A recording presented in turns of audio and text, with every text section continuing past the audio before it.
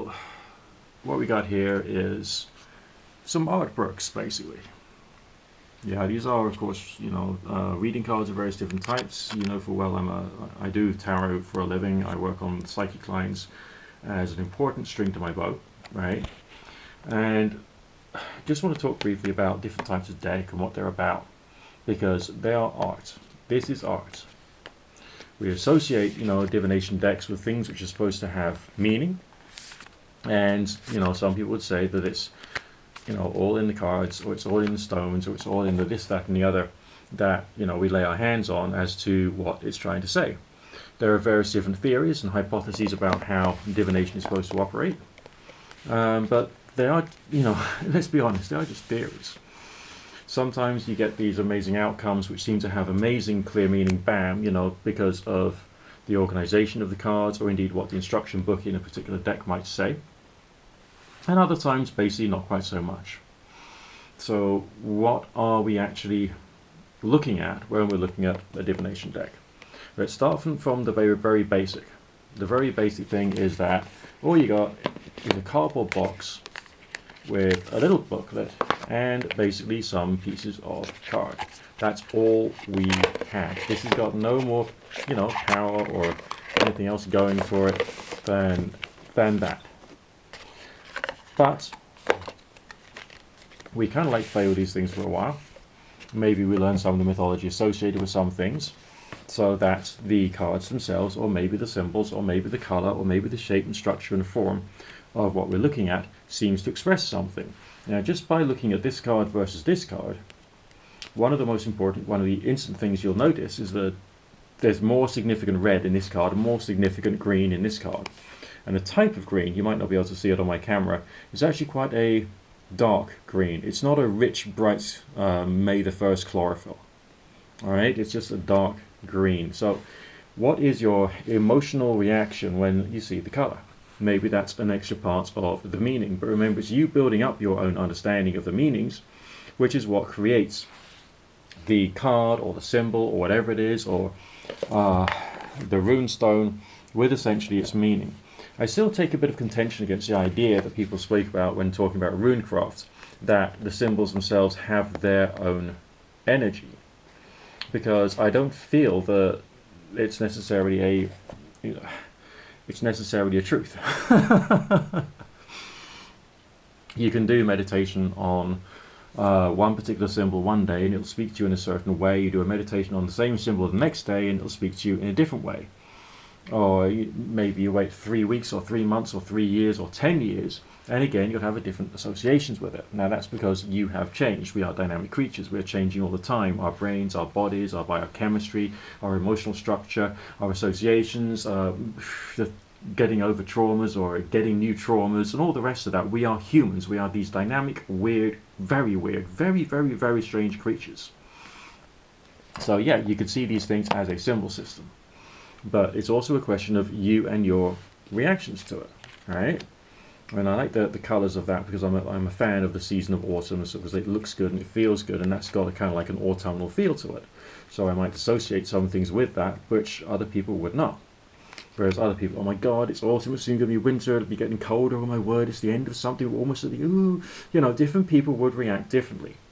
So if you're more of a nervous, paranoid person who's more afraid of the winter coming, then this could possibly be a bad omen, the birch, oh my god. But for somebody else like myself, it's a question of, it's a relaxing image about a relaxing time of the year when it seems like, the whole year is just like, slowly tucking itself into bed and preparing for winter, you know what I mean? And then, of course, you got other fun things like that. Now, this is obviously supposed to be a scary image because it's supposed to be about a scary spiritual animal which either exists or doesn't exist, or is believed to exist, or is part of folk mythology. Again, unless you've had a direct encounter with a black shuck, you probably wouldn't have any real, direct understanding as to what that's about, apart from having maybe read some stories or heard some people talking quite passionately about something which they've either heard of or read or claim to have experienced. Then you might build up emotional associations with negative nature there. My point is that these things are very variable, very fluid. I don't think there's anything quite clear cut in them. And to the most part, all right, if we're thinking about these things from a non-supernaturalist, non-paranormalist, real divination nature, then what we're looking at is an intuitive tool, creative. Well, not really creative problem solving, because like I would not ask, I would not ask a deck what I should do, because like the words inside myself, when approaching something like an intuitive meditative thing, would also affect the way in which I react to it. And the word should is a bit of an order. It's a bit of a, you will do that, you'll do as you're told sort of thing. You should do this, you should do that. So I'm coming from a position of moral authority or whatever. And that's actually a bit silly. And I don't think that would necessarily do you any good intellectually, morally, spiritually, psychologically, and all the rest of that. So think about the cards in terms of what they are. It's a piece of card, right? But on the other hand, it has art. Now, how does the art style affect you? All right, let's say you were going into meditation because you felt like it, right? It doesn't have to be for a particular specific purpose. People often talk about setting intentions before a meditation, and yeah, that sounds like a wise move, because then you can try and get your thinking right for that particular thing, with getting over issues, looking at yourself, going deep into your subconscious mind, experiencing thoughts, feelings, moods, and emotions, or indeed just practicing meditation. But how does the colors, the shape, the form, the structure affect you? How does the story affect you? But then correlating that to normal everyday life. Okay, so things happening in life, conversations you've had, thoughts and feelings, changes of your energy. Is something good going to happen? Is something bad going to happen? Just the idea of including a dragon is quite cool. We all like dragons. If you don't like dragons, you just like, get out of here. Right? So is this necessarily a source of direct power and control, or is it definitely a source of direct wisdom from the universe you must obey? No, certainly not. And I think the people who try and instruct that way are being very naughty indeed, and really should think carefully about the words that they're using to describe things and how people will react to them. I think that we all have a big responsibility when it comes to how we communicate. So I'm communicating this to you from a bottom-up processing manner rather than a top-down processing manner. From bottom-up, we look at what we actually have, the physical things in front of us, and we are honest about what we see. We've only have two things that we're 100% sure of in this world, and that's you've got a body and you've got a mind. Everything else, which is spiritual and psychological and emotional and the rest of it, that's all a bit more hazy. All right, but think about the art style of what you just saw on the Folklore Tarot with its divination deck, with its almost woodcut art style and the sense of something which feels more primitive and ancient, as opposed to these, which have symbols which are primitive and ancient, okay, but which has an art style which is very different. Yes, it does have a feeling of folkishness, but it also has like very weird things like that. That's pretty good. But I would say, taking into account my meditations on the symbol, the artistry is not explaining what I would understand from the symbol. So I'm approaching this from a certain mythological point of view because of the books which I've read, the understanding that I've developed, the way in which I've felt, my emotional reaction to the various stories of the symbols, because that goes back to my ancient days when I was quite young, I'm telling you now, yes. And I think about these things differently. Now, this one's quite interesting because you've got like an almost Middle Eastern character, but we've also got the runic symbol there. All right, the runic symbol is Northern tradition. The imagery is Middle Eastern. Some people would find that rather difficult to cope with because some people think within a system.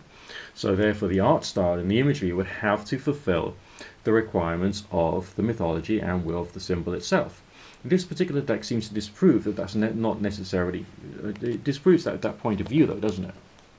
All right, it shows you that there's more stuff which can go on in symbols. Now, this one does have some kind of traditional connection with potential original meaning in accordance with what I read and what I learned and what I internalized into myself and what I thought about myself. There's a message of water, but the symbol could also be used for other things, such as a message of brewing, beer, and conviviality, and also a sense of travel, but it has a watery kind of like a message, so having a mermaid would actually make some sense.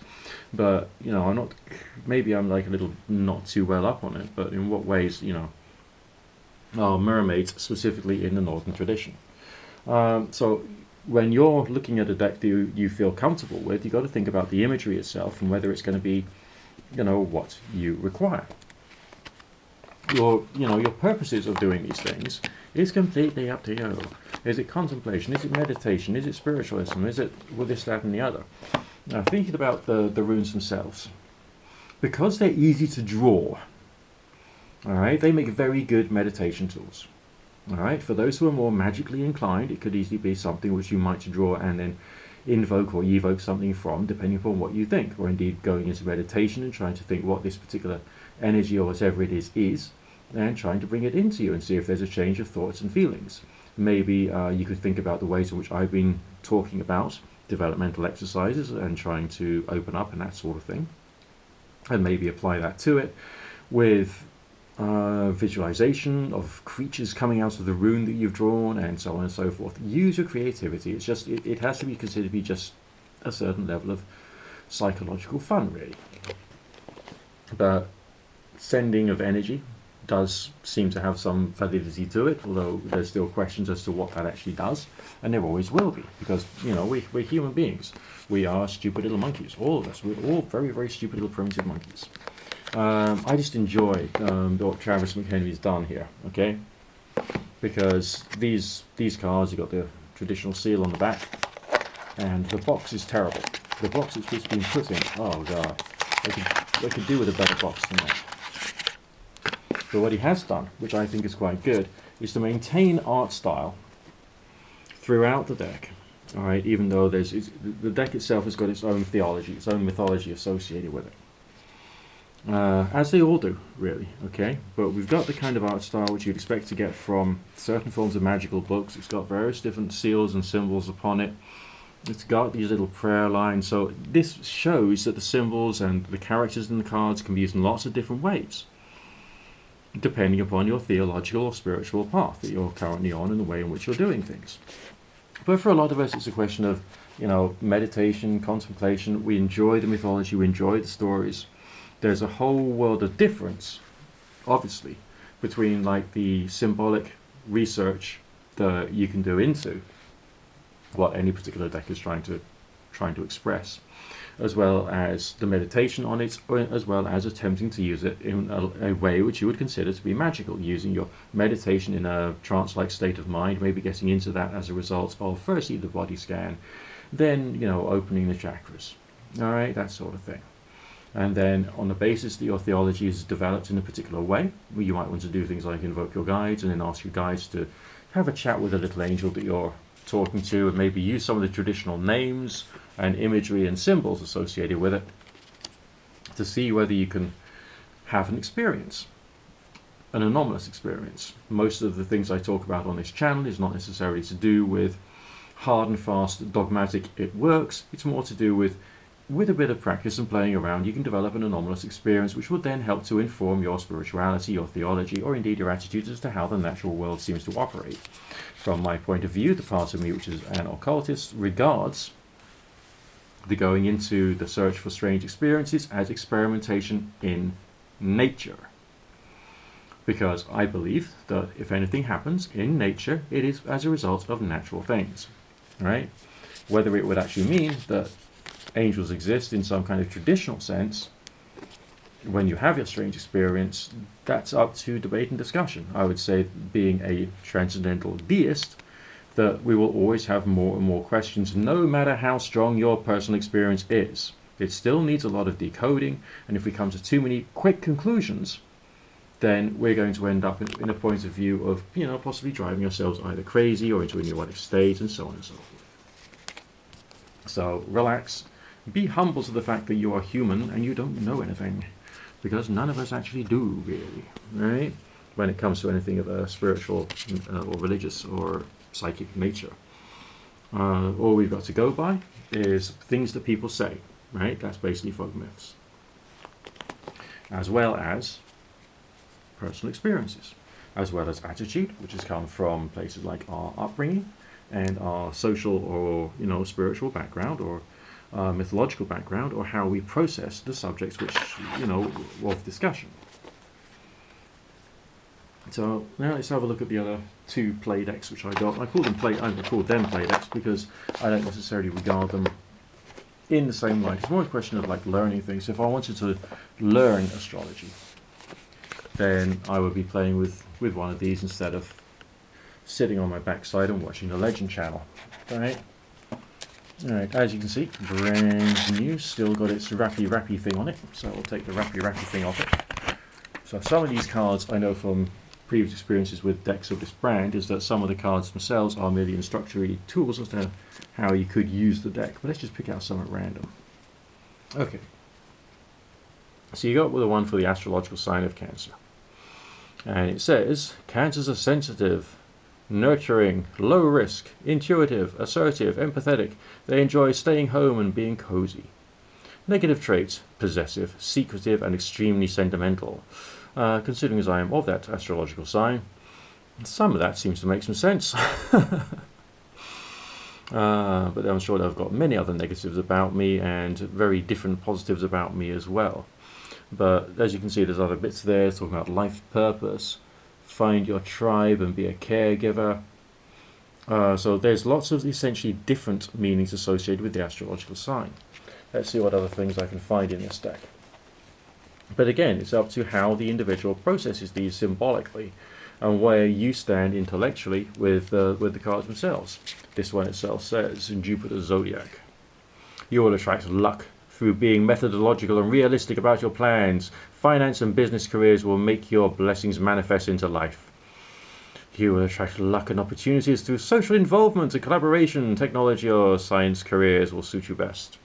You will find you are always at the right place at the right time. You will also find good fortune through serving, healing, and helping others.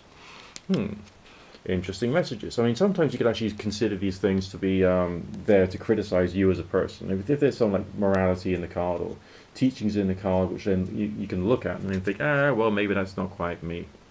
All right, but maybe I should be like that, and maybe it will give you an opportunity to think things through. So there's lots of ways in which you can conceptualize of these, in inverted commas, reading decks. They're not specifically just for reading. They're also for thinking, they're also for play, they're also forms of art. And I like them because they are forms of art. They're nice things to have. They are objects of beauty to a certain extent. You know what I mean? All right. Just have a quick look at the tea leaf reading cards. I've taken the paper band off this one. As you can see, it was relatively cheap. Depends upon what shop you go to. Oh, there's some patterns there. The basket.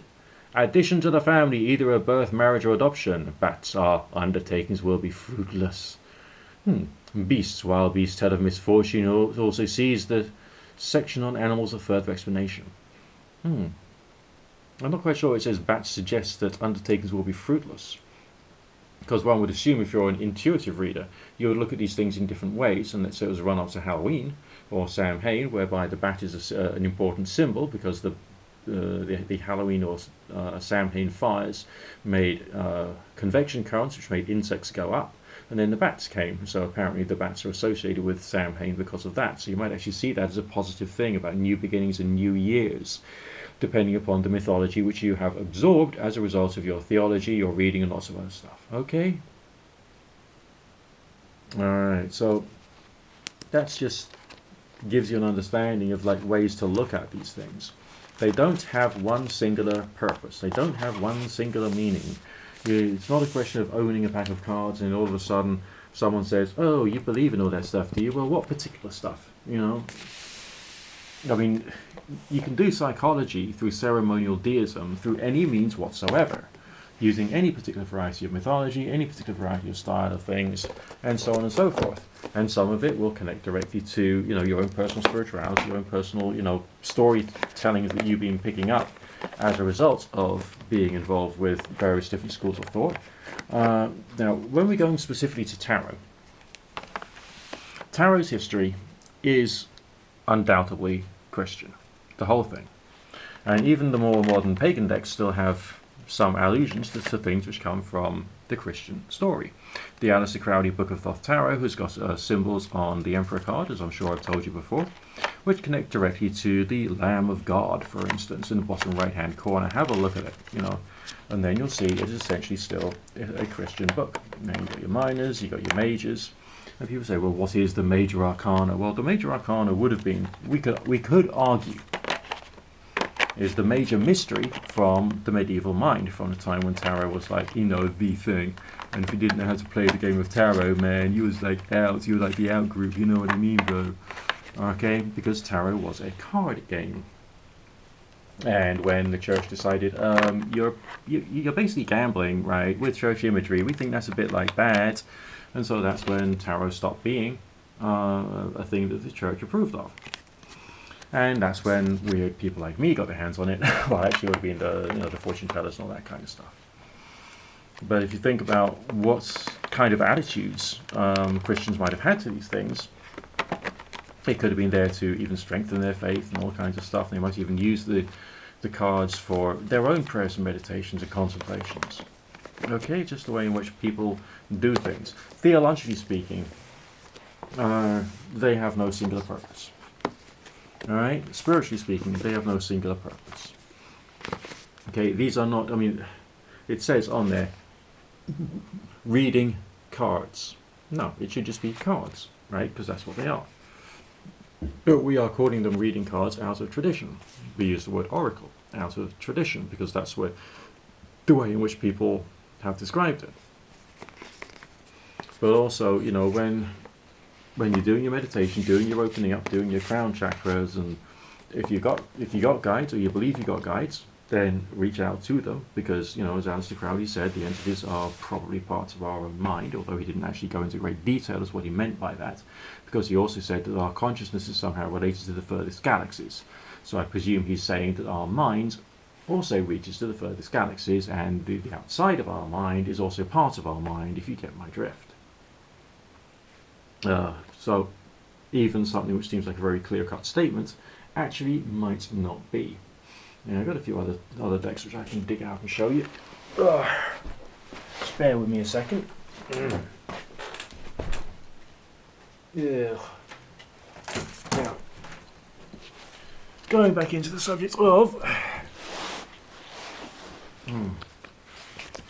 This is the Golden Dawn Tarot. I've had this a long time. You can tell by looking at the box. This has been slightly foxed, as the second-hand booksellers will tell you. It hasn't been slightly foxed, it's been totally knackered. And at the back, okay, this is when things get a little weird, because you look at the back of the cards, and it's got the elements, okay, and it's got the Hebrew letters, it's got the Tree of Life, the flame things, it's got three circles there, because some people have suggested that your witchcraft circle should have 3 circles or 3 invocations or something like that. So this is essentially, on the back of the card, is a tool of religious instruction in its own right, talking essentially a little about the ritual, about the organization of where the elements should be: earth,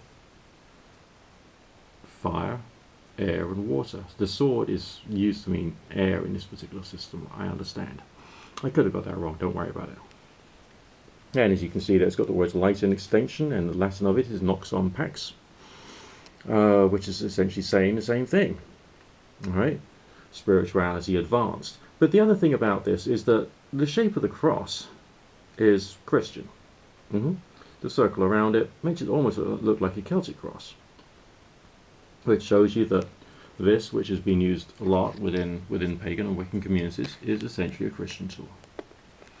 And came from a form of Christian mystery school, essentially a Christian religion, okay, which had the circle casting within it as one of its methods, going back rather a long time. It's not specifically pagan. It's not specifically occultic. It is a book of art, which carries meaning. The meaning is carried by you, not necessarily the cards. Different people would explore, let's say, the symbolism of the Tree of Life with all the various different spheres in it, Kether, Chokmah, Bina, Chesed, Geburah, and all the rest of that, and would apply different meanings to those things based upon how they work things out. Remember that Aleister Crowley suggested that the occultic New Age Tree of Life, which is that symbol there, was like your own filing cabinet, and you fill it full of your own knowledge and your own experiences. It's your own personal understanding as to what those 10 or 11 spheres could actually be about, taking into account the references of other things. Now, why would you do that? Well, you'd do that because it would be the symbol system which your deep subconscious mind or your energy system or your guides or whatever would then communicate back to you when you're in your meditation. Anyway, that's a bit of a few thoughts about reading cards. Hope you're happy. Speak to you again soon. Have a nice day. God bless.